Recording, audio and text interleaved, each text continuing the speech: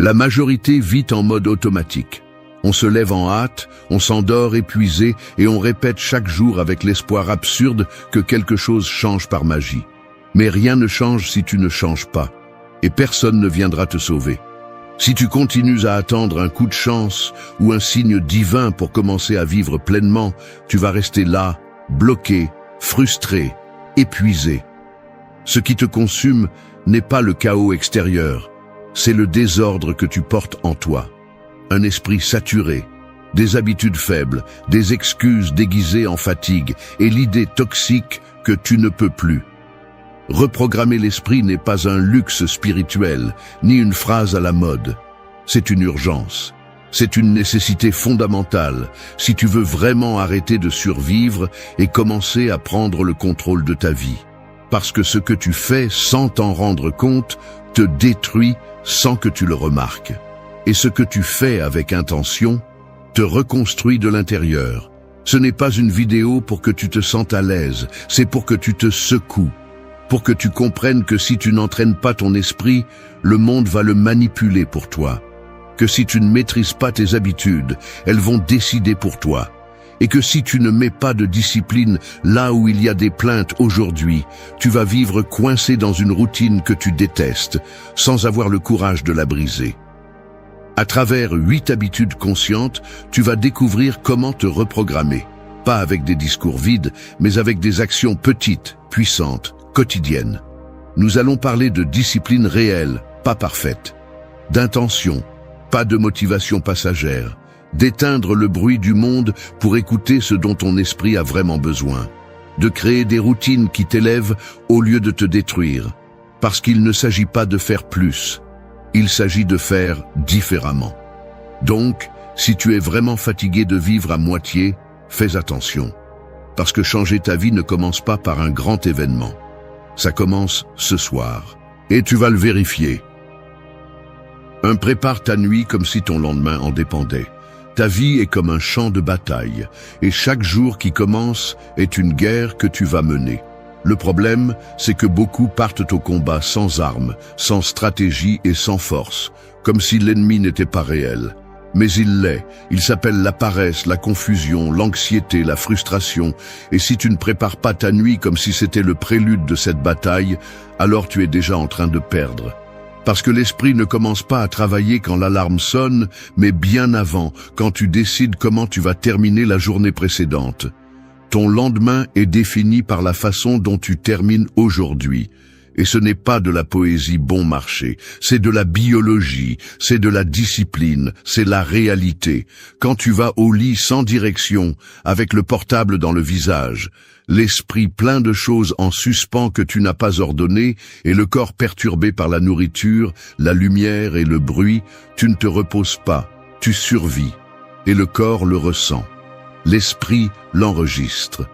Et le répète comme un schéma chaque jour, te traînant à vivre par inertie. Tu veux reprogrammer ton esprit? Alors comprends qu'il ne s'agit pas seulement de changer ce que tu fais le matin. Il s'agit d'avoir le courage de terminer la journée avec intention. Le stoïcisme ne parle pas de routine moderne, ni de hack magique pour mieux dormir. Il parle d'ordre intérieur, de préparation mentale, de ne rien laisser au hasard. Marc Aurèle se demandait chaque nuit s'il avait agi avec vertu, s'il avait été ferme, s'il avait vécu avec un but. Il ne le faisait pas par romantisme, il le faisait parce qu'il comprenait que l'esprit a besoin de direction, pas de distraction. Tu le sais aussi, mais tu fais semblant de ne pas comprendre. Tu continues à laisser ta nuit être une fuite sans frein au lieu de la transformer en un rituel de pouvoir. Et tu n'as pas besoin d'une liste d'étapes, tu as besoin de décisions. Arrête d'improviser ton repos et commence à le prendre comme une partie de ton entraînement mental. Avant de dormir, observe ta journée, non pas avec jugement, mais avec clarté. Demande-toi ce que tu as appris, où tu as échoué, ce que tu peux faire mieux. Range ton environnement, car le désordre extérieur contamine ton repos. Laisse le portable de côté, car cette lumière et ce bruit sont une drogue déguisée. Respire, ralentis, pense à ton lendemain comme à une mission. pas comme à une routine de plus. Et prépare-toi comme quelqu'un qui veut vraiment être prêt à donner son meilleur coup au monde, pas comme quelqu'un qui a déjà abandonné sans combattre. Chaque nuit est une occasion de mettre en pause le chaos et de choisir comment tu vas revenir. La plupart des gens s'endorment comme s'ils étaient forcés de se décharger, de fuir. Mais tu n'es pas ici pour fuir, tu es ici pour te dominer. Et cela commence par décider comment se termine ta journée.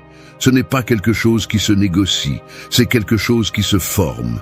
Celui qui dort avec intention se réveille avec pouvoir. Celui qui se prépare en silence apparaît avec force. Et celui qui respecte sa nuit construit son lendemain.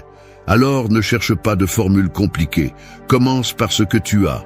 Reprogrammer ton esprit commence à ce moment où tu décides que ton repos ne sera plus une évasion, mais une préparation. Pas pour survivre au lendemain, mais pour le gagner. 2. Dinto, éteins le monde et dors avec intention. Ton corps n'est pas une machine que tu peux éteindre quand tu veux. C'est un système intelligent qui répond à chaque signal que tu lui donnes, même ceux que tu ignores. Le nourrir tard, le remplir de stimuli, le bombarder d'écrans, de bruit, de stress ou de sucre juste avant de dormir. C'est comme mettre des pierres à un nageur avant de le lancer à l'eau. Tu espères qu'il rende, qu'il fonctionne, qu'il ait de l'énergie, mais tu ne le prends pas soin, tu le sabotes. Et le pire, c'est que tu le fais chaque nuit avec les mêmes habitudes que tu répètes sans réfléchir. C'est pourquoi tu ne te reposes pas. C'est pourquoi tu te réveilles fatigué, confus, réactif. Ce n'est pas de l'insomnie, c'est du désordre. Ce n'est pas de l'anxiété, c'est un manque d'intention. L'un des piliers les plus puissants mais ignorés de l'autocontrôle est la façon dont tu termines ta journée. Et cela commence par une décision aussi simple que de te discipliner pour dîner tôt. Non pas pour suivre une mode, mais parce que ton corps a besoin de temps pour digérer avant de dormir. Si tu manges et te couches, tu le forces à travailler quand il devrait se restaurer. Si tu le remplis de sucre, tu le perturbes. Si tu le charges de nourriture lourde, tu l'épuises. Et ainsi, nuit après nuit, tu l'entraînes non pas à dormir, mais à résister. Non pas à recharger, mais à survivre au chaos que tu lui imposes. Et ce n'est pas seulement ce que tu manges, c'est ce que tu consommes mentalement. Une série bruyante, un défilement sans fin, une discussion absurde par message, une vérification compulsive des mails ou des réseaux sociaux. Tout cela semble inoffensif, mais conditionne ton cerveau à ne pas se déconnecter. Tu lui apprends que la nuit est un champ de stimuli, pas de repos. Et ensuite, tu te demandes pourquoi tu te réveilles irrité, sans concentration, sans énergie. Ce n'est pas un mystère, c'est une conséquence. La nuit n'est pas faite pour être remplie de choses, elle est faite pour être vidée, pour faire de la place, pour permettre à ton esprit de se rétablir, à ton corps de respirer, à ton âme d'avoir du silence. Les stoïciens savaient que le corps était le véhicule de l'âme. Ils ne le maltraitaient pas, ils ne l'ignoraient pas, ils le respectaient. Ils comprenaient que le repos n'était pas une excuse pour la paresse, mais un outil pour l'action. Bien dormir n'est pas de l'indulgence. C'est une stratégie. Et dormir avec intention, ce n'est pas juste éteindre la lumière, c'est créer un environnement qui t'aide à entrer dans un repos profond. Cela nécessite de l'ordre, du respect, de la décision. Il ne s'agit pas de perfection, il s'agit de conscience. Éteindre le monde, ce n'est pas se déconnecter de tout comme un acte dramatique, c'est reprendre la souveraineté sur ton temps. C'est dire stop quand le corps le demande. C'est mettre des limites au bruit externe pour protéger ta clarté interne. C'est laisser la nuit être un temple, pas une décharge de ce que tu n'as pas pu gérer pendant la journée. Et si tu le vois ainsi, alors chaque nuit devient une affirmation de pouvoir, pas une reddition sans sens. Dormir n'est pas la même chose que se reposer. Et se reposer n'est pas la même chose que récupérer. Si tu veux reprogrammer ton esprit, commence par reconnaître que le repos se travaille aussi, que tout n'est pas une question de volonté au réveil, qu'il y a aussi une discipline silencieuse avant de dormir. Dîne tôt, éteins le monde et dors avec intention. Que personne ni rien ne te vole ce moment, Que ta nuit ne soit pas une évasion, mais une préparation sacrée, parce que celui qui maîtrise ses nuits conquiert ses jours. 3. Éliminez le portable de votre vie nocturne. Dormir avec le portable à côté est comme dormir avec un voleur sous l'oreiller. Vous ne le remarquez pas au début, mais il vous vole quelque chose chaque nuit. Votre temps, votre attention, votre repos, votre tranquillité d'esprit. Il vous vole la possibilité de terminer la journée en silence avec vous-même. Et le pire, c'est que vous lui laissez la porte ouverte, croyant qu'il ne se passe rien, que c'est normal, que tout le monde le fait. Mais ce qui est normal n'est pas toujours ce qui est correct, et ce qui est commun n'est pas toujours ce qui est sain. Le portable, si vous ne savez pas l'utiliser, devient une arme qui pointe vers votre esprit chaque fois que vous le regardez, juste au moment où vous avez le plus besoin de calme. La plupart des gens vérifient leur téléphone par réflexe, pas par nécessité. Ils ouvrent un réseau social, vérifient le chat, regardent à nouveau ce qu'ils avaient déjà vu, répondent à des messages qui pourraient attendre et consomment du contenu comme s'ils respiraient. Mais ce n'est pas respirer. C'est surcharger le système nerveux juste au moment où il devrait se déconnecter. Vous vous préparez à dormir et la dernière chose que vous voyez n'est pas votre reflet ni votre conscience. C'est un écran brillant, plein de bruits étrangers. Vous ne terminez pas la journée avec un but. Vous la terminez avec une distraction. Et ensuite, vous avez du mal à dormir. Vous vous réveillez agité, avec le cerveau en marche, comme s'il avait passé la nuit sur une autoroute allumée. Ce n'est pas une coïncidence. C'est une habitude qui vous fait déjà du mal. Les stoïciens parlaient de contrôler les impulsions. Et l'une des plus toxiques de cette époque est l'impulsion de vérifier le portable toutes les quelques minutes, même dans l'obscurité de la nuit. Cette impulsion a un coût. Elle ne prend pas seulement du temps, elle prend de la présence, elle prend de la direction. Elle vous fait commencer la journée avec de l'anxiété et la terminer avec de la dispersion. Elle vous maintient réactif, distrait, attaché à l'extérieur. Et ainsi, petit à petit, vous perdez le contact avec vous-même. Parce qu'il n'y a pas de réflexion profonde lorsque vous êtes collé à un écran. Il n'y a pas d'introspection lorsque chaque silence est rempli par du bruit numérique. Il n'y a pas de maîtrise de soi lorsque chaque émotion dépend de ce que vous avez vu, lu ou répondu juste avant de vous coucher. Si vous voulez reprendre le contrôle de votre esprit, commencez par éloigner le portable de l'endroit où vous vous reposez. Laissez-le loin, non pas par punition, mais par respect. Il ne s'agit pas de haïr la technologie, il s'agit de ne pas en être l'esclave. La pièce où vous dormez ne devrait pas être un champ de notification. Elle devrait être un refuge, un espace pour le calme, pour la révision de la journée, pour le silence. Et ce silence est impossible si la première chose que vous faites en entrant est de vérifier qui vous a écrit ou ce qui s'est passé dans le monde virtuel pendant que vous essayez de vivre votre journée. Reprogrammer l'esprit nécessite de couper ce qui l'entrave, et l'utilisation nocturne du portable est l'un des sabotages les plus silencieux et normalisés qui existent. Si vous avez la force de travailler, vous avez aussi la force de mettre des limites à votre utilisation. Fixez une heure limite, fermez le cycle numérique, et remplacez ce temps par quelque chose qui nourrit vraiment. Une pensée, une lecture brève, une respiration profonde, une conversation avec vous-même. Ce simple geste marque la différence entre un esprit qui s'éteint en paix et un esprit qui se noie juste avant de se rendre au sommeil. Faites-le une nuit, puis une autre, et encore une autre. N'attendez pas de vous sentir prêt. Commencez simplement, parce que le contrôle ne se ressent pas, il se forme. Et si vous ne contrôlez pas ce que vous consommez avant de dormir, alors vous avez déjà perdu la moitié de la bataille du lendemain. 4. Range ton espace, calme ton esprit. Un esprit saturé ne se calme pas dans un environnement chaotique. Le désordre externe est le miroir d'un désordre interne qui s'est normalisé, qui est devenu une partie du paysage. Mais ce n'est pas le cas.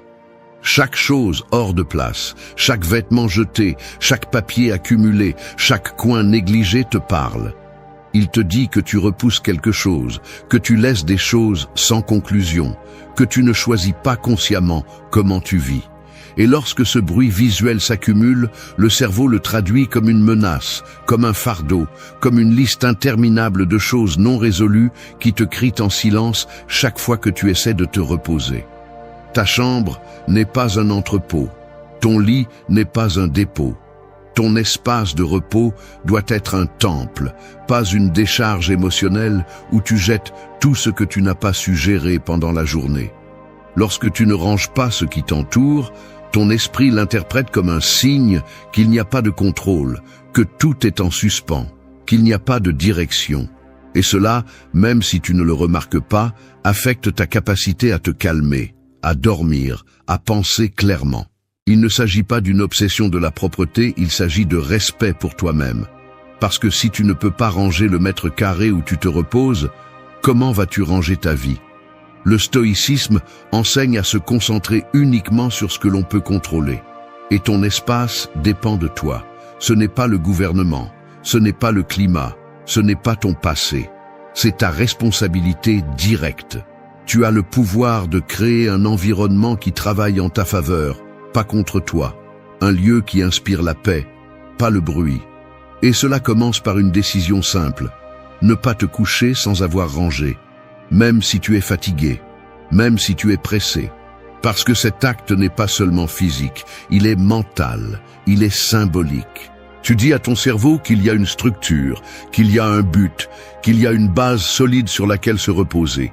Beaucoup de gens se sentent anxieux sans raison apparente, mais ils ne regardent pas autour d'eux.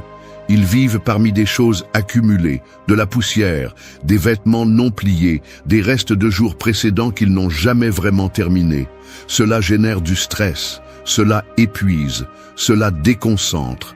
Et ce n'est pas une coïncidence, c'est un manque d'intention. Tu peux changer cela, mais tu dois arrêter de chercher des excuses pour ne pas le faire. Personne d'autre ne le fera pour toi. Personne ne viendra ranger ton chaos si tu ne t'en charges pas. Parce que ce que tu ne nettoies pas à l'extérieur pourrit à l'intérieur. Tu n'as pas besoin d'acheter de nouveaux meubles ou de vivre dans une maison parfaite. Tu as juste besoin de considérer ton espace comme une extension de ton esprit. Demande-toi ce qui te calme et ce qui t'agite, ce qui te donne de la clarté et ce qui te vole de l'énergie. Commence par le simple. Plie les vêtements, nettoie la table, enlève ce que tu n'utilises pas, ouvre la fenêtre, allume une lumière douce. Que ta nuit ne commence pas dans une chambre chaotique, mais dans un endroit qui t'accueille avec calme. Ton esprit le remarquera, ton corps le ressentira, ton repos te remerciera. L'ordre n'est pas un objectif esthétique, c'est un outil de pouvoir, c'est la discipline en mouvement, c'est une façon silencieuse de te dire que tu te prends au sérieux, que ce que tu construis n'est pas juste un jour de plus, c'est une vie avec une direction. Parce que celui qui maîtrise son espace commence à maîtriser ses émotions. Et celui qui calme l'environnement trouve la clarté pour prendre de meilleures décisions. Fais de l'ordre une habitude quotidienne, pas une obligation occasionnelle. Parce que lorsque tu calmes ton monde extérieur, tu crées les conditions pour que ton monde intérieur respire en paix. 5. Écris ta grandeur avant de fermer les yeux. La plupart des gens terminent la journée comme s'il s'agissait d'un brouillon qu'on peut jeter à la poubelle. Ils éteignent la lumière, se jettent au lit et laissent la fatigue décider pour eux. C'est ainsi que se construisent des vies sans direction. C'est ainsi que se répètent des jours sans sens. Mais tu n'es pas ici pour vivre en automatique. Tu es ici pour prendre le contrôle, pour écrire ton histoire avec intention. Et cela ne commence pas quand tu te réveilles. Cela commence juste avant de dormir, quand tu décides avec quelle pensée tu vas terminer la journée et quel sera le message que ton esprit enregistrera pendant les heures de repos. Écrire avant de dormir n'est pas un luxe pour les personnes inspirées, c'est un outil de transformation mentale. Le papier ne juge pas, l'encre ne ment pas. Ce que tu écris a du pouvoir. parce que cela le rend concret, visible, réel. L'esprit cesse de tourner en rond lorsque tu donnes forme à ce que tu ressens, à ce que tu veux, à ce que tu as vécu. Et quand tu utilises ce moment pour te rappeler qui tu es, sur quoi tu travailles et où tu vas, alors tu t'endors avec une direction claire, pas avec la tête pleine de bruit non filtré. Les stoïciens pratiquaient cette habitude. Épictète réfléchissait à ses actions. Marc Aurèle écrivait ses pensées chaque nuit. Il ne le faisait pas pour l'esthétique ni pour le romantisme. Il le faisait parce qu'il savait qu'un esprit indiscipliné a besoin de guide et que les pensées écrites deviennent des actes concrets. Écrire, c'est entraîner le caractère. C'est mettre de l'ordre là où il y avait du chaos. C'est réaffirmer tes valeurs lorsque le monde essaie de te distraire. Et le faire juste avant de dormir est une façon de sceller la journée avec force, avec clarté, avec un but. Tu n'as pas besoin de rédiger des pages entières, ni d'écrire avec des mots parfaits. Tu as juste besoin d'être honnête. Écris ce que tu as accompli, même si c'est minime, reconnais-le. Écris ce que tu as appris, même si c'était à travers une erreur. Écris-le aussi. Écris ce que tu veux améliorer demain, ce que tu ne vas pas répéter, ce que tu vas affronter avec plus de courage. Ne laisse pas la nuit effacer ce que tu as vécu. Fais que la nuit l'intègre. Parce que lorsque tu fais de ce moment une habitude, ton esprit s'entraîne à voir clairement, à agir avec intention et à grandir avec conscience. Beaucoup disent qu'ils n'ont pas le temps, qu'ils sont trop fatigués, qu'ils le feront plus tard. Mais ces excuses sont exactement ce qui te maintient bloqué. Tu n'as pas besoin d'une demi-heure. Tu as juste besoin de 5 minutes et d'un peu de caractère. Assieds-toi, respire, écris, pas pour les autres, pour toi, pour ton focus, pour ta discipline, pour que ton esprit comprenne que tu es aux commandes, pas les distractions, pas la fatigue, pas le chaos. Fais-le chaque nuit, avec ou sans envie, qu'il fasse partie de la clôture, comme un rituel de pouvoir silencieux. Et tu verras comment ta façon de te réveiller change. Tu ne te lèveras pas sans direction, mais avec un souvenir écrit de ce que tu es et où tu vas. Parce que la grandeur ne se construit pas en actes grandioses, mais en petits engagements quotidiens envers soi-même. Et écrire, bien que cela semble simple, est l'un des plus puissants. Il ne s'agit pas de remplir un cahier, il s'agit de vider ton esprit, de voir tes progrès, de déclarer ton intention, de terminer la journée avec fermeté, pas avec le chaos. Parce que celui qui écrit sa grandeur chaque nuit prépare sa victoire avant l'aube. 6. Remercie même si la journée a été douloureuse. Tous les jours ne se déroulent pas comme tu l'avais prévu. Certains te frapperont dans le corps, d'autres dans l'esprit, et beaucoup te laisseront avec une sensation de fatigue qui ne disparaît pas même en dormant. C'est une partie du jeu, et peu importe combien de fois tu te prépares, il y a des moments qui te secouent quand même. Mais ce qui différencie celui qui avance de celui qui abandonne n'est pas l'absence de douleur. C'est l'attitude avec laquelle il affronte cette douleur. C'est pourquoi, chaque soir, quoi qu'il arrive, il faut remercier. Non pas comme un acte vide, mais comme une déclaration de résistance. Parce que lorsque tu remercies, même au milieu du chaos, tu dis que tu ne vas pas être victime du jour. Tu dis que tu choisis le sens, pas les circonstances. Remercier n'est pas ignorer ce qui t'a blessé. C'est le mettre à sa place. C'est reconnaître que la douleur n'est pas la seule chose qui s'est passée, qu'en plus de la blessure, il y avait de la force, qu'en plus de l'erreur, il y avait de l'apprentissage, que même si aujourd'hui tout n'a pas bien marché, tu es toujours là, avec la possibilité de faire mieux demain. Et c'est déjà un privilège, parce qu'il y a ceux qui ne sont pas arrivés à ce soir, il y a ceux qui sont restés coincés dans la plainte, dans la colère, dans l'impuissance. Mais tu peux choisir de voir différemment, non pas par naïveté, par force mentale. Le stoïcisme ne parle pas de gratitude comme d'une émotion superficielle. Il parle d'acceptation active, de comprendre que la vie est imprévisible, dure, parfois injuste, et malgré tout avoir le courage de dire « merci pour cette opportunité de l'affronter ». Les stoïciens ne remerciaient pas seulement le bon. Ils remerciaient le difficile, parce qu'ils savaient que c'était là le véritable test.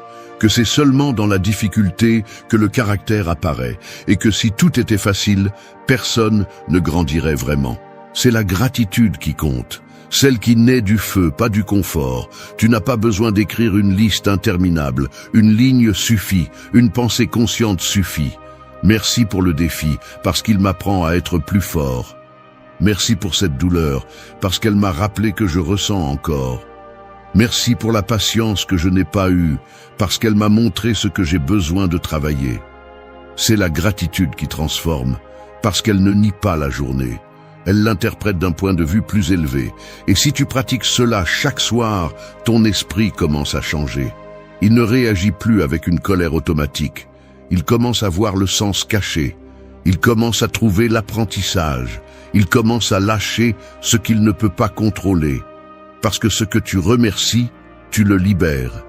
Et ce que tu résistes sans le traiter, tu le répètes. Remercier, c'est couper avec l'énergie du ressentiment. C'est terminer la journée depuis le pouvoir, pas depuis la plainte. Il y aura des jours qui feront mal, et cela ne les rend pas inutiles. Ce qui les rend inutiles, c'est de ne rien apprendre d'eux. C'est de permettre que la fatigue efface ce qui a été vécu. C'est de laisser la douleur te rendre aveugle. Ne tombe pas là. Tu as plus de contrôle que tu ne le penses. Pas sur ce qui se passe, mais sur comment tu l'interprètes et ce que tu en fais. Et quand, même après une mauvaise journée, tu peux dire merci, alors tu entraînes ton esprit à résister, à voir clairement et à agir depuis le centre, pas depuis le chaos. Fais-le ce soir, même si c'est difficile, même si tu es fatigué, même si tu sens qu'il n'y a rien de bon à sauver. Trouve quelque chose, remercie, et tu verras qu'au fur et à mesure, ton esprit cesse de se concentrer sur ce qui manque et commence à construire à partir de ce que tu as. 7. Ne te réveille pas sans savoir qui tu vas être aujourd'hui. Se réveiller sans but est comme sortir nu dans la rue en pleine tempête. Tu es exposé, sans défense, à la merci du premier coup qui vient du monde. Et c'est exactement ce qui arrive à celui qui ouvre les yeux et n'a pas clair quel type de personne il veut être aujourd'hui. Il commence la journée en réagissant, pas en choisissant. Il se lève avec le corps, mais laisse l'esprit derrière. Il court, se distrait, se perd dans les obligations, et quand la nuit arrive, il ne peut même pas expliquer où le temps est passé, parce qu'il n'a jamais décidé dès le départ comment il voulait agir, ressentir, penser. Il a juste laissé tout décider pour lui. L'esprit a besoin de direction, et cette direction n'apparaît pas seule, elle se définit. On la choisit chaque matin. Quand tu ne le fais pas, n'importe quelle émotion t'emporte. N'importe quel commentaire te dérange, n'importe quelle excuse te bat, mais quand tu te lèves et décides fermement qui tu vas être, tu marques un territoire mental que personne ne peut envahir sans ta permission. Peu importe si la journée apporte pression, bruit, chaos, si tu as déjà décidé que tu vas être quelqu'un de discipliné, serein, fort, alors tout ce qui vient ne peut que te tester, pas te battre. Les stoïciens savaient que le caractère se construit tôt. Marc Aurèle, avant de commencer la journée, se rappelait déjà qu'il croiserait des personnes égoïstes, ennuyeuses, injustes. Il ne le faisait pas pour se victimiser, mais pour se préparer. Parce qu'un esprit qui anticipe ne se brise pas si facilement. Et tu peux faire la même chose. Tu n'as pas besoin que le monde change. Tu as besoin de définir ta façon de marcher à l'intérieur de lui. Demande-toi avant de te lever, qui vas-tu être aujourd'hui? Une victime de la fatigue, de la routine, du découragement? Ou quelqu'un qui, malgré tout, agit avec pouvoir? N'attends pas que le jour te dise comment te comporter. Prends une minute, même depuis le lit, pour le déclarer toi-même. Aujourd'hui, je vais être patient, même si tout me tente de perdre le contrôle. Aujourd'hui, je vais être discipliné, même si je n'en ai pas envie. Aujourd'hui, je vais être fidèle à ce que je me suis promis, même si personne ne m'applaudit. Cette affirmation quotidienne n'est pas un jeu mental, c'est un outil pour reprogrammer ton identité. Parce que ce que tu répètes avec intention devient conviction, et ce que tu maintiens comme conviction finit par être ton comportement. Beaucoup de gens se lèvent juste pour accomplir. pour ne pas être en retard, pour cocher des tâches. Mais ils ne se lèvent pas pour construire une meilleure version d'eux-mêmes. C'est pourquoi ils répètent les mêmes erreurs, tombent dans les mêmes schémas, traînent les mêmes peurs. Ils ne sont pas présents. Ils sont endormis même s'ils ont les yeux ouverts. Et si tu ne veux pas vivre ainsi, alors tu as besoin de briser ce cycle avec un acte simple mais puissant. Te réveiller en sachant qui tu décides d'être. Ce n'est pas de la magie, c'est de la pratique. C'est réaffirmer chaque jour ce sur quoi tu travailles. Ton calme, ton focus, ta force, ta clarté, ils ne se construisent pas par accident. Ils se construisent avec une intention répétée. Et cette intention commence au moment exact où tu ouvres les yeux. C'est là que tu dois prendre le contrôle, pas quand tu es déjà en retard, pas quand tu es déjà frustré, dès le premier instant. Parce que si tu ne définis pas qui tu vas être, quelqu'un d'autre le fera pour toi. Le trafic, le patron, le partenaire, la peur, la paresse. Tous vont essayer d'occuper cet espace vide que tu n'as pas revendiqué. Se réveiller n'est pas seulement un acte biologique, c'est une déclaration mentale. C'est décider que tu ne vas pas laisser le gouvernail à l'abandon. Que ce jour, aussi difficile soit-il, te trouvera préparé. Pas parfait, mais avec un but. Et cela te donne déjà un avantage. 8. Termine la journée avec discipline, pas avec des excuses. La nuit n'est pas une récompense pour avoir survécu à la journée. Ce n'est pas le moment de vous déconnecter de vous-même, ni de justifier les désordres sous prétexte que vous êtes trop fatigué. Cette mentalité médiocre est précisément ce que vous devez éradiquer si vous voulez reprogrammer votre esprit. Car ce que vous faites à la fin de la journée définit dans quelle direction vous entraînez votre volonté.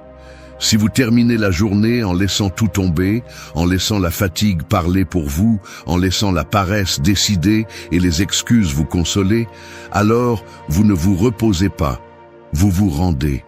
Et le pire, c'est que vous le faites sans vous en rendre compte, comme si cela n'avait pas de conséquences. Mais ça en a. Chaque excuse répétée la nuit devient une justification automatique le lendemain. Ce n'est pas grave si je ne range pas aujourd'hui. Ce n'est pas grave si je reste 1 heure de plus sur mon téléphone. Ce n'est pas grave si je dîne n'importe quoi. Tout cela, dit chaque nuit, devient une routine. Et cette routine sabote votre énergie, votre clarté, votre santé. Parce que l'esprit ne distingue pas ce que vous faites par inertie de ce que vous faites avec intention. Il apprend seulement. Il répète seulement. Il copie seulement. Et si la dernière chose que vous lui donnez avant de dormir est le chaos, alors le chaos devient son modèle. Les stoïciens parlaient de terminer la journée par une révision et un autocontrôle. Non pas comme une punition, mais comme une pratique de conscience. Une personne disciplinée n'est pas celle qui a une vie parfaite, c'est celle qui, même dans sa fatigue, choisit de maintenir le cap. Et ce cap se maintient dans les détails. Dans ce que vous faites quand personne ne vous voit, dans ce que vous choisissez quand personne ne vous oblige. Que choisissez-vous dans vos dernières heures de la journée? Fermez-vous avec structure ou glissez-vous vers l'apathie déguisée en repos? Vous n'avez pas besoin d'une routine rigide. Vous avez besoin d'un minimum de respect de soi. Cela peut être aussi simple que de tout ranger avant de dormir, d'éteindre les écrans à temps, de respirer profondément et de réfléchir si vous êtes en accord avec la personne que vous voulez être. Non pas pour vous juger, pour vous diriger. Parce que si vous ne corrigez pas le cap la nuit, le lendemain vous vous réveillez plus perdu. Et ainsi, en chaîne, vous lâchez votre maîtrise personnelle sans vous en rendre compte. Les excuses semblent logiques quand vous êtes fatigué, mais cela ne les rend pas vraies. Aujourd'hui a été dur, je mérite de me lâcher. Non, justement parce que c'était dur, vous devez terminer avec structure, parce que cela enseigne à votre esprit que vous n'êtes pas un esclave de la fatigue. Vous êtes quelqu'un qui s'entraîne même dans les moments les plus vulnérables. Et cette discipline ne se crie pas, elle se démontre dans la façon dont vous terminez chaque journée. Dans la façon dont vous décidez que votre journée ne s'éteint pas par accident, mais par décision. Et cela, bien que cela puisse sembler petit, vous façonne. Reprogrammer l'esprit ne consiste pas seulement à répéter des phrases positives ou à passer une bonne matinée. C'est soutenir une fermeture ferme, lucide, volontaire. C'est se dire « c'est assez pour aujourd'hui, mais je ne me déconnecte pas en laissant tout tomber ». Parce que ce que vous faites à la fin de la journée détermine avec quelle mentalité vous allez vous réveiller. Et si vous voulez construire une force mentale, vous devez dire au revoir à la journée avec discipline, pas avec abandon. Faites de cette fermeture un acte de pouvoir. Ne vous endormez pas parmi les excuses. Endormez-vous en sachant que vous avez choisi avec intention jusqu'à la dernière minute.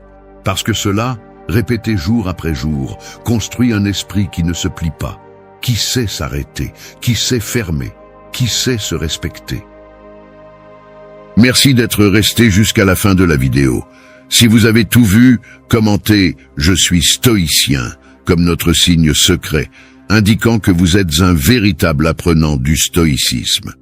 N'oubliez pas de vous abonner et de liker la vidéo si elle vous a plu. Rendez-vous dans la prochaine vidéo et rappelez-vous, Parfois, ce qui te détruit le plus ne vient pas d'un ennemi, mais de quelqu'un qui prétend t'aimer. Et non, ça n'arrive pas avec des insultes, des cris ou des coups.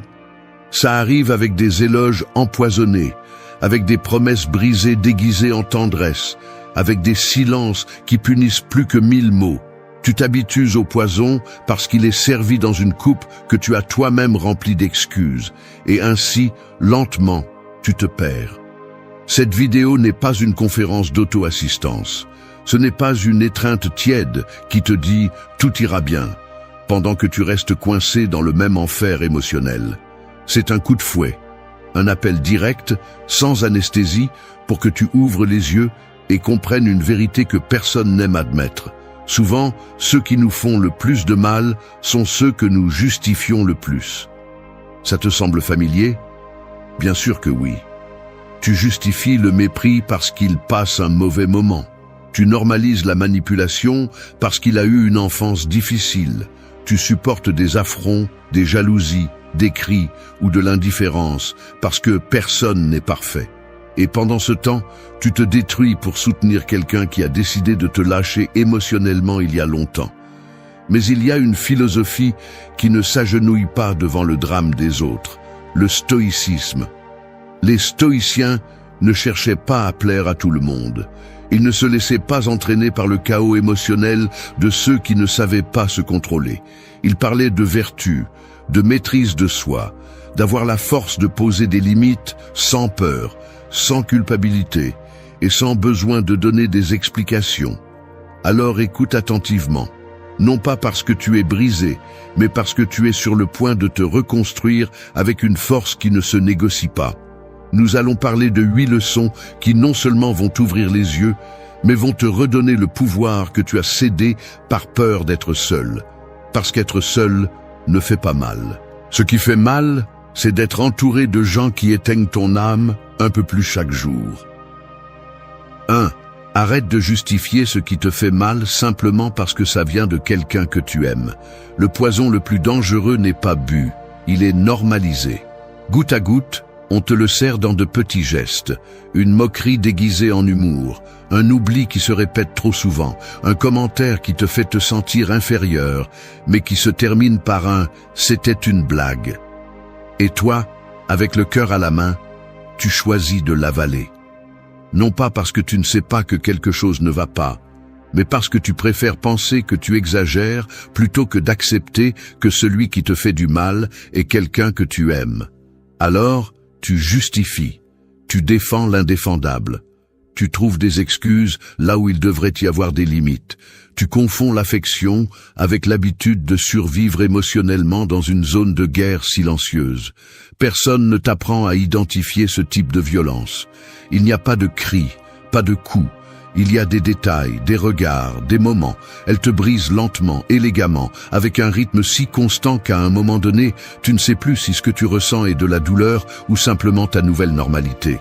Et c'est précisément là que tu perds, parce que le plus difficile n'est pas de s'éloigner de quelqu'un qui te maltraite ouvertement.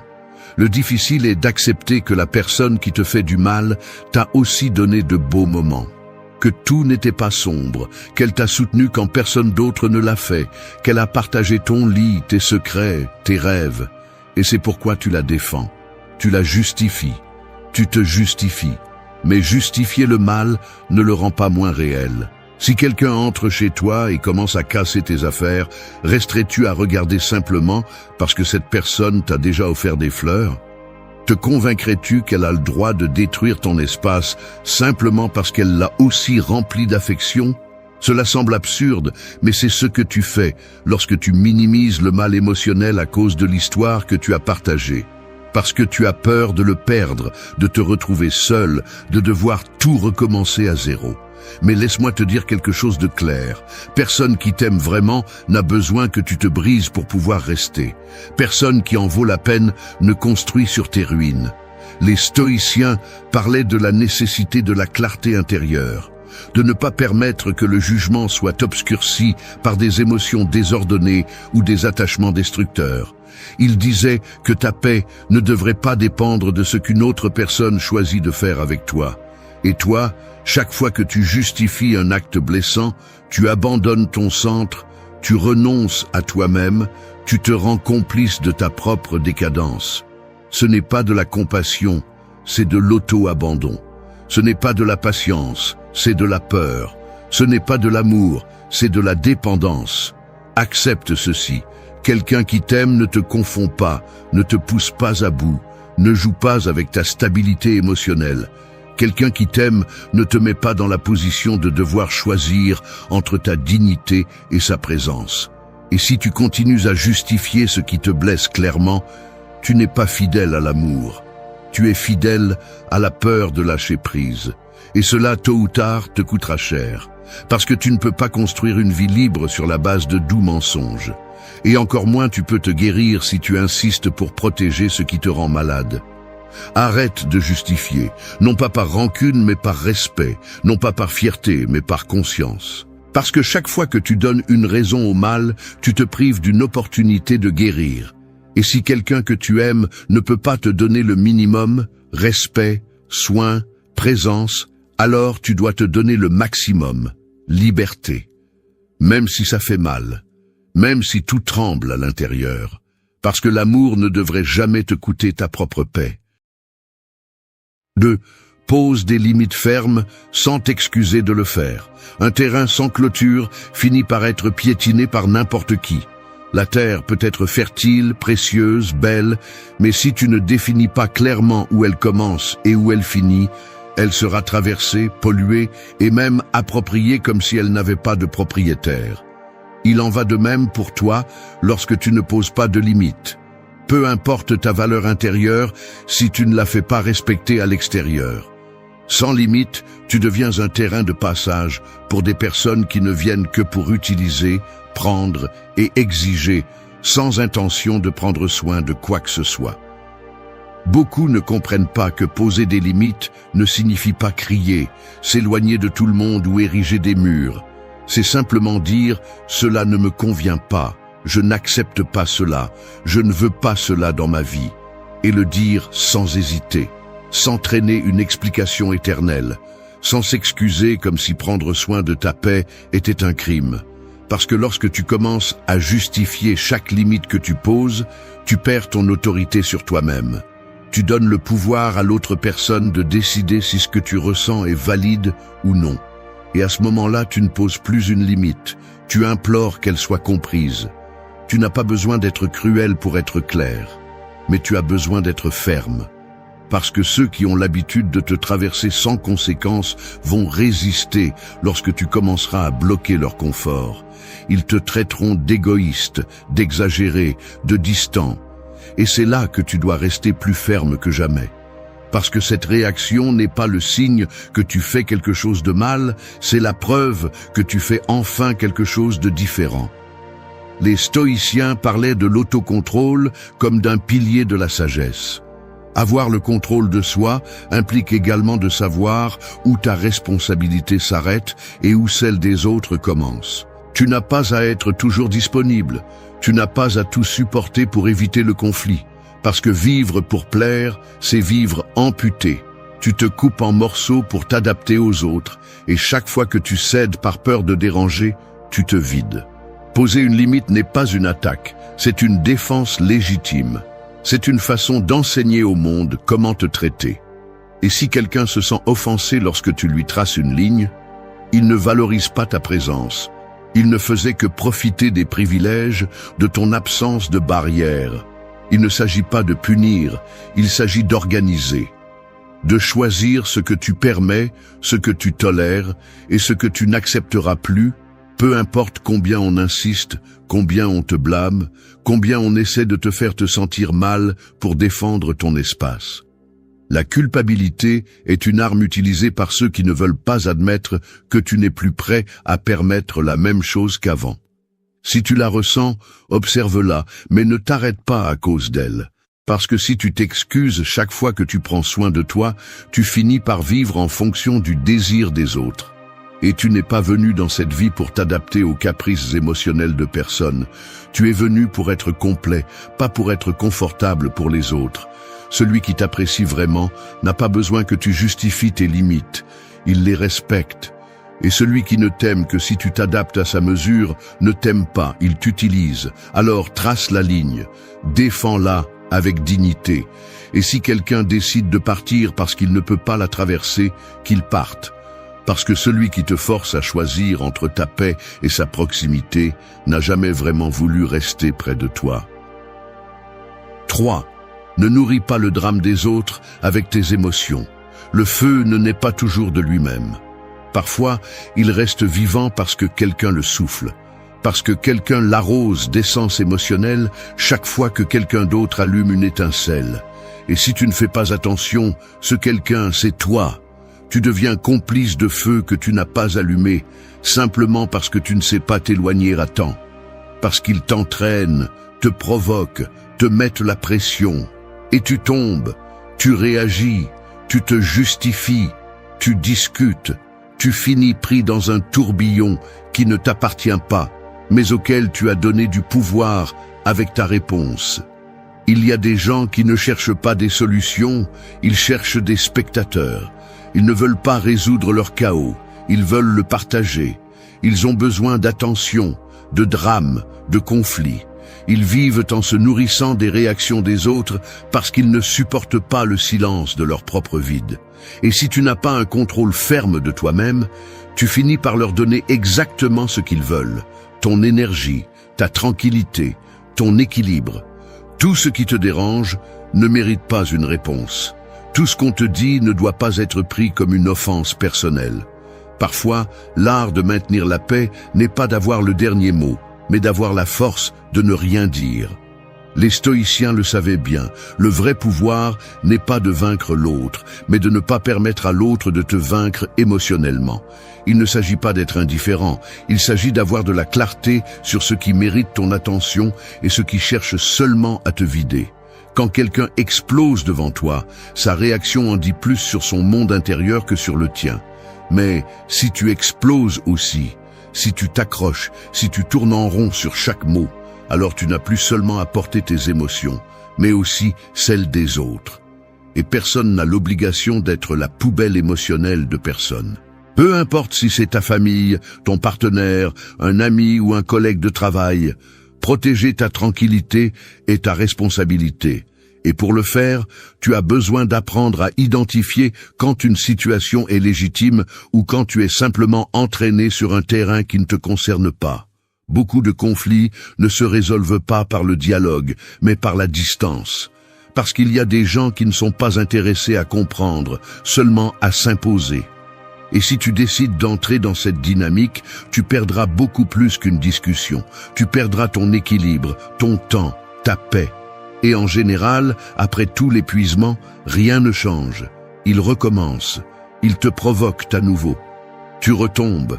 C'est pourquoi il faut apprendre à sortir du cercle, à couper l'énergie qui maintient le jeu en vie, à reconnaître que ne pas répondre est aussi une réponse, et souvent la plus puissante. Le stoïcisme enseigne que tu n'es pas responsable de ce que les autres font, disent ou ressentent, seulement de la façon dont tu choisis de réagir. Ce choix est ta liberté. Chaque fois que tu décides de ne pas participer au drame des autres, tu entraînes ton esprit à devenir plus fort, plus serein, plus concentré, parce qu'il n'y a pas de croissance dans le chaos des autres, seulement dans ta propre clarté. Tu n'es pas obligé de porter le poids émotionnel de ceux qui vivent en conflit constant. Tu n'as pas à prouver quoi que ce soit, ni à te justifier, ni à convaincre qui que ce soit de ta valeur. Apprends à lâcher le besoin d'avoir raison. Apprends à te taire sans te sentir faible. Apprends à partir sans claquer la porte avec fracas. Parce que souvent le silence est la façon la plus digne de dire « Je ne participe plus à cela. Je ne vais plus nourrir ce qui me vole ma tranquillité. » 4. Ne partage pas tes rêves avec ceux qui ne célèbrent pas tes réussites. Un rêve est comme une graine. Fragile au début, silencieuse, invisible pour ceux qui ne croient qu'en ce qu'ils peuvent déjà toucher.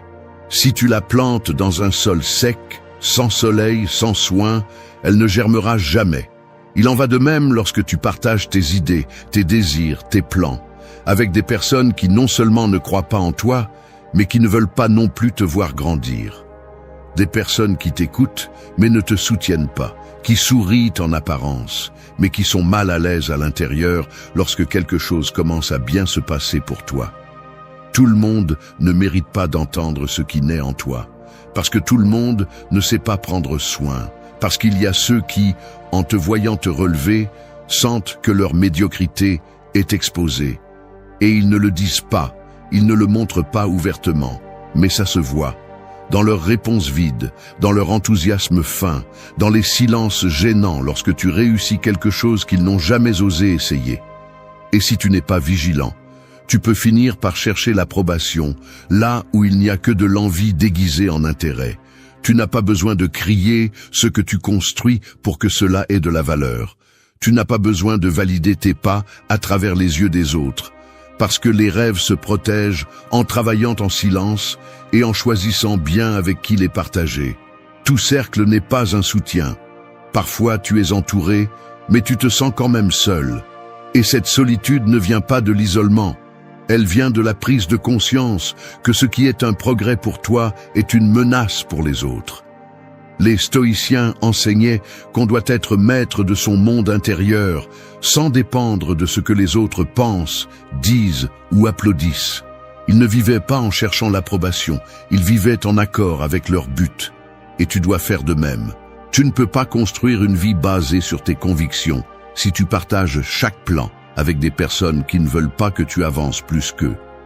Parce qu'ils vont le saboter, avec des doutes déguisés en conseils, avec des phrases qui sonnent prudentes, mais qui tuent la foi. Es-tu sûr? C'est très difficile. Je connais quelqu'un qui a essayé et a échoué. Les tueurs de rêves n'utilisent pas d'armes. Ils utilisent des mots. Ils utilisent des regards.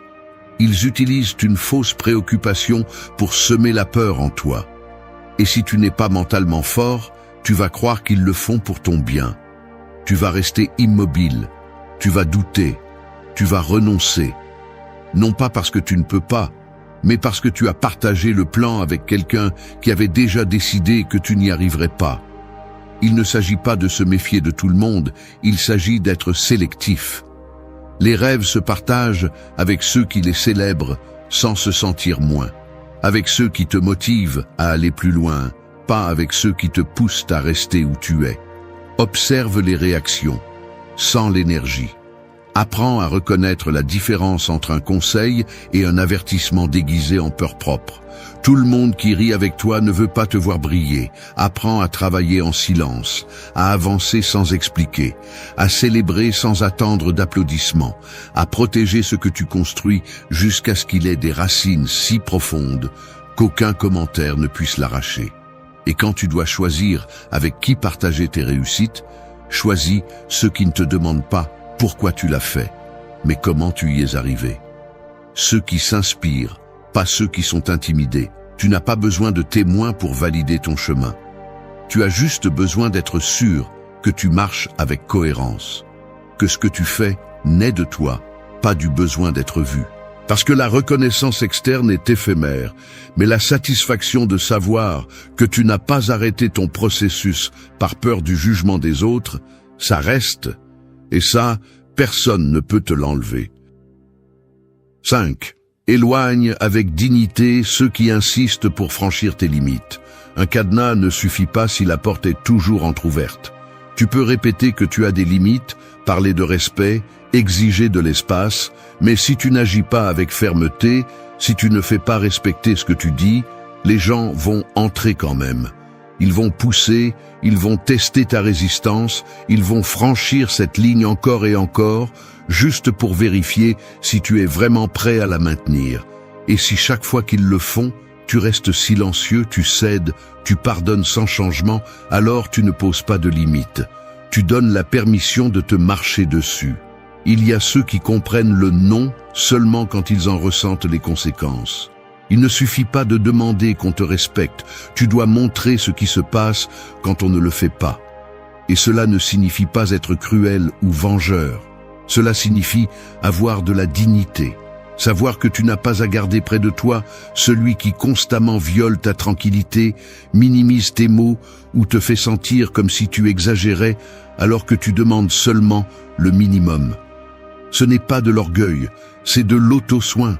Ce n'est pas de la froideur, c'est de la responsabilité envers toi-même. Parce que si tu ne te respectes pas, personne ne le fera pour toi. Tu peux aimer quelqu'un profondément, mais si sa présence implique que tu dois supporter des choses qui te brisent de l'intérieur, alors ce lien ne mérite pas de continuer. L'amour n'annule pas tes besoins. L'affection ne justifie pas le manque de considération. Et l'habitude n'est pas une excuse pour continuer à permettre ce que tu sais qui ne te fait pas de bien.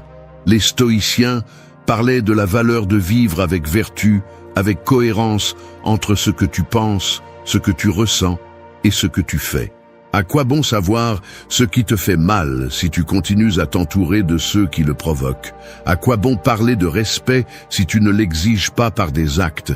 La dignité ne se déclare pas, elle se démontre, et bien souvent, elle se démontre en silence. Pas avec des cris ou des explications, mais avec une absence ferme qui montre clairement que tu n'es pas prêt à négocier ta paix. S'éloigner n'est pas toujours une réaction. Parfois, c'est une décision planifiée, une clôture nécessaire, une porte que tu décides de ne plus ouvrir, non pas par haine, mais par amour-propre. Et quand tu le fais avec dignité, sans scandale, sans drame, sans besoin de convaincre qui que ce soit de pourquoi tu le fais, alors cet acte devient un message. Tu n'es plus disponible pour ce qui t'épuise. Tu n'es plus prêt à faire de la place pour celui qui ne sait pas en prendre soin. Il est probable qu'ils ne comprennent pas, qu'ils te traitent d'exagéré, qu'ils t'accusent d'être trop sensible ou qu'ils essaient de te faire te sentir mal pour avoir pris de la distance. Mais tu n'es pas là pour éduquer ceux qui refusent d'apprendre. Tu n'es pas là pour justifier ton besoin de tranquillité. Tu es là pour vivre en cohérence avec ce que tu sais que tu mérites. Et si cela dérange les autres, ce n'est pas ton problème. Garder près de toi quelqu'un qui te manque de respect n'est pas un acte de maturité. C'est une trahison silencieuse à ton estime de soi. Et tant que tu continues à justifier l'injustifiable, tu resteras coincé dans des relations qui ne connaissent tes limites que comme un décor, et non comme une véritable barrière. S'éloigner avec dignité, c'est dire « ça suffit ». C'est honorer en privé sans avoir besoin de prouver quoi que ce soit. C'est fermer la porte fermement, sachant que la paix qui vient après l'au revoir est infiniment plus précieuse que n'importe quelle compagnie qui t'oblige à t'oublier. 6. Enregistre ta réalité quand quelqu'un essaie de te faire douter d'elle. Un miroir déformé ne montre pas la vérité, mais si tu l'utilises tous les jours, tu finis par croire que l'image que tu vois est la réalité. C'est ainsi que les personnes qui manipulent ta perception agissent. Ils ne te disent pas directement que tu as tort, mais ils sèment le doute en toi. Ils ne te crient pas que tu es fou, mais ils insinuent que tu exagères. Petit à petit, ils te font douter de ta mémoire, de tes émotions, de tes réactions. Et si tu n'es pas vigilant, tu commences à penser que tout est de ta faute, que tu es le problème, que peut-être, oui, tu vois des choses là où il n'y en a pas. Ce type de manipulation est lent, silencieux et extrêmement dangereux, parce qu'il ne détruit pas ce que tu fais, il détruit ta capacité à avoir confiance en toi. Et une fois qu'ils ont réussi à te faire te remettre en question, ils n'ont plus besoin de te contrôler. Tu te réduis toi-même, tu deviens insécurisé, fragile, tu t'excuses pour tout, tu marches avec précaution, tu te tais, tu doutes de tes propres émotions et tu acceptes le récit qu'ils t'imposent. Parce que tu ne regardes plus la réalité avec tes yeux, mais à travers leurs filtres. C'est pourquoi il est si important d'enregistrer ta réalité. Non seulement te souvenir de ce que tu as vécu, mais aussi l'écrire, le noter, laisser une trace interne de ce que tu as ressenti, de ce que tu as vu, de ce qui s'est passé. Parce que quand tu commenceras à douter, et je te garantis que tu douteras, tu auras besoin de revenir à ta vérité sans contamination extérieure. Tu auras besoin de preuves, même si elles ne sont que pour toi. Parce qu'un esprit confus est vulnérable, et une émotion niée est une porte ouverte au contrôle des autres. Les stoïciens parlaient du pouvoir de la pensée rationnelle, de l'exercice quotidien d'écrire ce qu'on a vécu pour éclaircir l'esprit, pour renforcer la perception, pour ne pas se perdre dans l'étranger. Marc Aurèle le faisait chaque soir. Il n'écrivait pas pour les autres, il écrivait pour ne pas oublier qui il était. Et tu as besoin de faire la même chose. Parce que dans un monde où les gens te vendent de la culpabilité déguisée en préoccupation et te retirent la sécurité avec des mots enveloppés de tendresse, ta seule véritable défense est la lucidité. L'enregistrement clair de ton expérience. L'engagement envers ta vérité. Celui qui t'aime ne te fait pas douter de toi. Celui qui prend soin de toi ne démonte pas ton intuition. Si tu dois constamment te demander si tu exagères, si tu es trop émotionnel, si tu vois des fantômes là où il n'y en a pas, peut-être que le problème n'est pas en toi, mais en celui qui bénéficie de ta confusion. Et peu importe combien d'affection tu penses qu'il y a, l'amour sans respect n'est pas de l'amour, c'est du pouvoir mal utilisé. La vérité n'est pas toujours confortable. Parfois, elle est déchirante, mais elle est à toi. Et elle mérite d'être protégée, non pas des autres, mais de toi-même quand tu commences à l'oublier par peur de perdre des liens qui sont déjà brisés. Parce qu'il n'y a pas de pire trahison que celle que tu commets contre ta propre perception, juste pour ne pas déranger celui qui te ment. Enregistre ta réalité, écris-la, souviens-toi d'elle, affirme-la. Et quand quelqu'un essaie de tordre ce que tu sais que tu as vécu, n'entre pas en discussion. Tu n'as pas besoin de convaincre qui que ce soit. Tu as juste besoin d'être ferme dans ta vérité. Parce que quand une personne a besoin que tu doutes de toi pour pouvoir rester, elle ne vient pas construire avec toi. Elle vient te dominer. Et tu n'es pas ici pour être manipulé, ni pour te modeler selon le confort des autres. Tu es ici pour vivre les yeux ouverts, le cœur pur et l'esprit fort. Ta réalité est sacrée. Ne laisse personne la réécrire à sa convenance. Celui qui déforme tes souvenirs veut effacer ta voix. Et si tu perds ta voix, tu perds le contrôle de ta vie. Alors ancre ta vérité, soutiens ce que tu as vécu, parce que c'est le premier pas pour retrouver ta liberté. 7. Ne sacrifie pas ta paix pour quelqu'un qui vit dans son propre naufrage. Certaines personnes ne se noient pas, elles se jettent encore et encore dans le même puits, sachant que tu vas te jeter derrière elles. Et toi, avec la meilleure intention, avec un cœur noble, tu nages à contre-courant, tu t'épuises, tu te noies, juste pour les sortir de là. Mais à peine réussis-tu à les sauver, ils te lâchent, retournent au bord et se jettent à nouveau. Parce qu'ils ne veulent pas sortir. Ils veulent que quelqu'un soit toujours là pour les sauver. Ils ne cherchent pas à changer. Ils cherchent à être le centre du chaos. Et si tu ne t'en rends pas compte, tu finis par faire partie du cycle. Non pas en tant que héros, mais en tant que victime émotionnelle. Tu ne peux pas sauver quelqu'un qui ne veut pas être sauvé. Peu importe combien tu t'efforces, combien tu aimes, combien tu te sacrifies. Si une personne n'est pas prête à prendre la responsabilité de sa vie, tout ce que tu fais ne servira qu'à prolonger son immaturité. Ils s'accrocheront à toi, te blâmeront pour ton absence, exigeront ta présence. Et quand ils ne pourront pas se tenir debout, ils te feront sentir comme si c'était ton devoir de les soutenir. Mais ce n'est pas le cas. Ce ne l'a jamais été. Les stoïciens parlaient de la valeur de l'autodiscipline, du devoir de chaque être humain d'assumer son propre destin. Personne ne peut vivre pour toi, personne ne peut penser pour toi, personne ne peut agir pour toi. Et toi non plus, tu ne peux pas vivre la vie des autres. Tu peux accompagner, tu peux guider. Mais si tu te donnes entièrement à résoudre l'existence de quelqu'un qui ne veut pas avancer, tu finis par être entraîné par sa paralysie. Tu finis par être coincé dans son drame, pris au piège, dans une narration où tu es toujours le sauveur, mais jamais assez. Tu dois apprendre à lâcher prise sans culpabilité, à regarder le chaos des autres et comprendre que ce n'est pas ta responsabilité de le nettoyer. Que aimer ne signifie pas porter, que accompagner ne signifie pas te sacrifier pour que l'autre reste debout.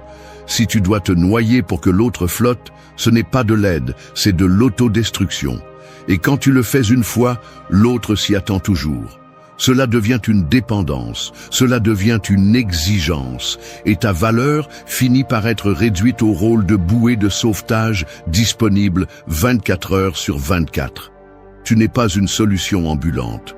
Tu n'es pas le sauveteur émotionnel de personne. Tu n'es pas responsable des décisions répétées de quelqu'un qui sait comment sortir, mais ne veut pas le faire parce que c'est plus confortable de t'avoir comme béquille. L'aide véritable ne soutient pas indéfiniment, elle pousse l'autre à apprendre à marcher. Mais si tu portes toujours, l'autre n'apprendra jamais à se tenir debout par lui-même. Et oui, lâcher prise fait mal. Voir quelqu'un se noyer et ne pas intervenir brise de l'intérieur. Mais tu ne peux pas vivre en résolvant des crises étrangères au détriment de ta stabilité.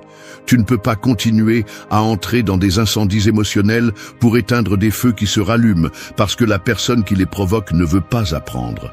Parfois, l'acte le plus aimant est de laisser quelqu'un toucher le fond sans interférence, parce que c'est seulement de là qu'on décide de vraiment changer. Choisis d'accompagner celui qui marche aussi. Choisis de donner ton énergie à celui qui la transforme, pas à celui qui la consomme.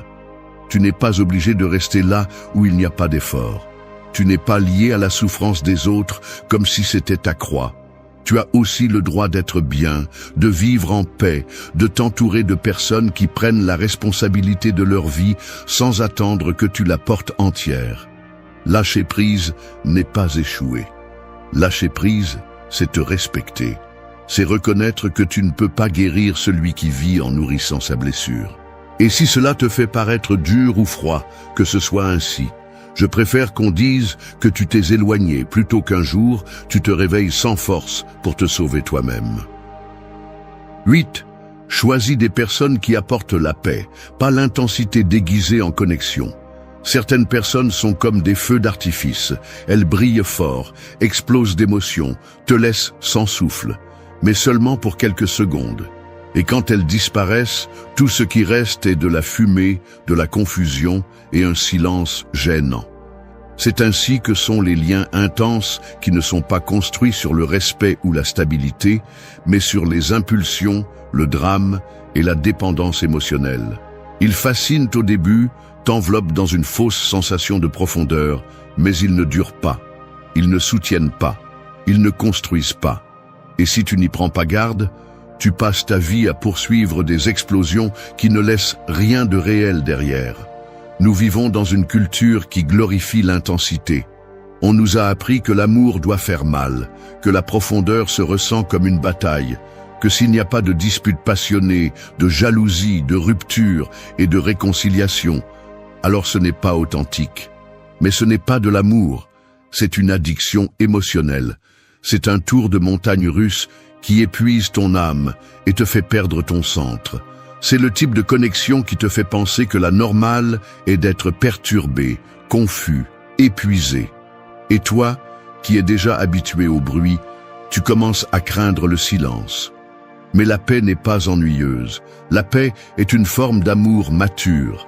C'est la sensation d'être avec quelqu'un qui ne t'élève pas seulement pour te lâcher, qui n'a pas besoin de te pousser à bout pour se sentir proche, qui ne cherche pas à contrôler, à mesurer, à tester. C'est quelqu'un qui reste, qui écoute, qui te permet de respirer sans avoir à prouver quoi que ce soit. La paix ne crie pas, mais elle reste, et c'est ce que tu devrais chercher. Pas une intensité passagère, mais une profondeur stable. Le problème est que si tu as grandi au milieu du chaos, si tes liens précédents ont été marqués par l'instabilité, le calme te semblera étrange. Tu te méfieras de celui qui ne joue pas avec tes émotions. Tu penseras qu'il te manque quelque chose, alors qu'en réalité ce qui te manque est d'apprendre à recevoir ce qui est sain sans le saboter. Parce que quand tu ne connais que des relations dysfonctionnelles, ce qui est sain te semble distant. Mais cela ne signifie pas que tu n'en as pas besoin. Cela signifie que tu dois apprendre à le reconnaître. Les stoïciens le savaient, la véritable vertu est dans l'équilibre. Et cet équilibre s'applique aussi aux liens. Il ne s'agit pas d'émotions débordantes, mais de cohérence. D'être avec quelqu'un qui ajoute sans exiger que tu te brises, qui t'accompagne sans te confondre, qui n'a pas besoin de te secouer pour se sentir présent.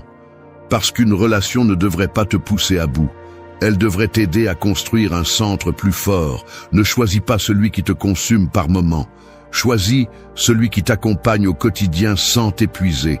Celui qui te respecte même quand tu n'es pas à ton meilleur. Celui qui ne joue pas avec tes vides, mais qui t'encourage à les combler avec toi-même, pas avec son contrôle. Parce qu'une véritable connexion ne concerne pas l'intensité émotionnelle, mais une connexion profonde avec liberté.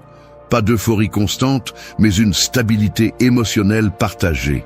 Si une personne a besoin de te perturber pour se sentir proche, elle n'aime pas, elle manipule. Et si tu confonds cette perturbation avec l'amour, tu acceptes une vie pleine d'épuisement. Alors regarde bien. Si elle t'accélère, mais ne te calme pas. Si elle t'allume, mais ne prend pas soin de toi. Si elle te cherche, mais ne te soutient pas, alors tu n'es pas face à quelque chose de réel. Tu es face à un mirage émotionnel qui ne fait que t'épuiser. La véritable connexion se ressent comme un soupir de soulagement, pas comme un battement de cœur débordant. Et tu mérites cela. Une relation qui n'a pas besoin de briller fort pour valoir la peine. Une relation qui n'explose pas, mais qui reste. Merci d'être resté jusqu'à la fin de la vidéo. Si vous avez tout vu, commentez « Je suis stoïcien » comme notre signe secret, indiquant que vous êtes un véritable apprenant du stoïcisme. N'oubliez pas de vous abonner et de liker la vidéo si elle vous a plu. Rendez-vous dans la prochaine vidéo et rappelez-vous,